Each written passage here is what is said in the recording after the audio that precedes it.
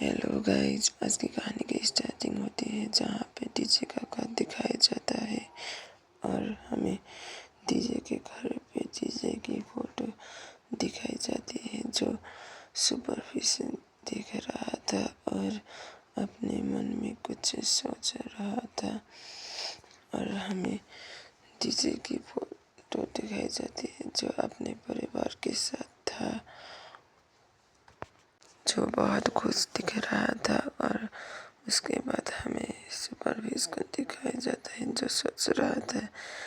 जब हम बीटल खोजने जा रहे थे तब भी इतना ही खुश था कहते हुए वो सोचने लगा। और इसके बाद डीजे अपने हाथ एक दूसरे के पास लेके मसलने लगा और कुछ देर बाद डीजे ऊपर से नीचे आ रहा था और डीजे ने सुपरफिश को अपने फोटो देखते हुए देखा और वो चौंक गया और उसका ध्यान डीजे के हाथ पे चला गया जो कालो भैरव बाजा।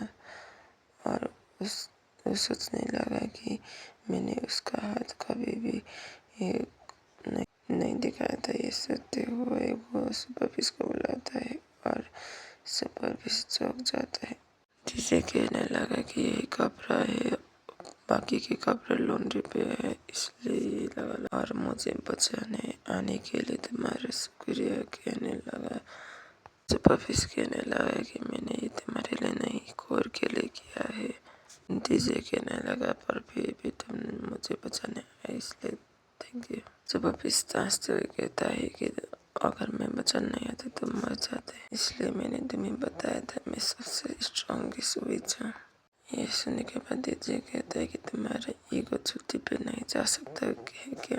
ये लड़के के साथ कभी भी सीरियस टॉपिक पे बात नहीं कर सकता। कहते हुए सुपरफिश के देखते हुए सोचता है पर फिर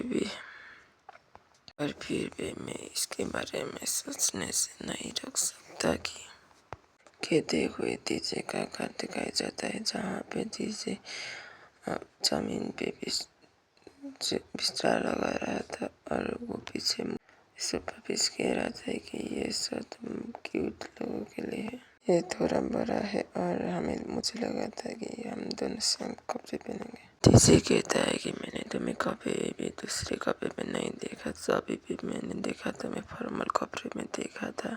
ये सच नहीं है, जब हम पहली बार मिले थे तब मैं टॉवल में था कहने लगा और डीजे कहने लगा कि मैंने तोड़ के नहीं आया था। पपिस कहता है कि तुम लोग को नॉर्मल है कि अपना गेस्ट बॉय के साथ अपने गेस्ट को जमीन पे सुलाते हैं। कहने के बाद हमें डीजे को दिखाया जाता है। डीजे अपने बिस्तर में बसते हुए सुपरफिश को सोचता है कि तुम कराते तो नहीं लेते और अगर तुमने इसको कराते लिए तो मैं तुम्हें बाहर फेंक दूंगा। ये सुनने के बाद सुपरफिश कहता है कि मैं नहीं लेता तो कराते तो ठीक है।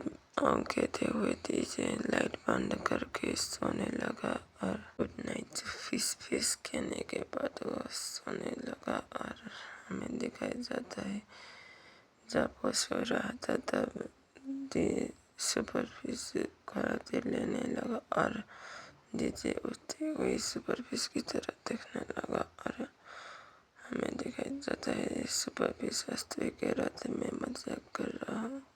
ये सुनने के बाद डीजे पिलो से सुपरफिश को मारता है और उसके बाद हमें दिखाया जाता है दोनों ही सो रहे थे और हमें सुपरफिश को दिखाया जाता है जो बहुत ही दर्द में दिखाया जाता है और वो पूरा सपना दिख रहा था और वो इधर उधर कर रहा था।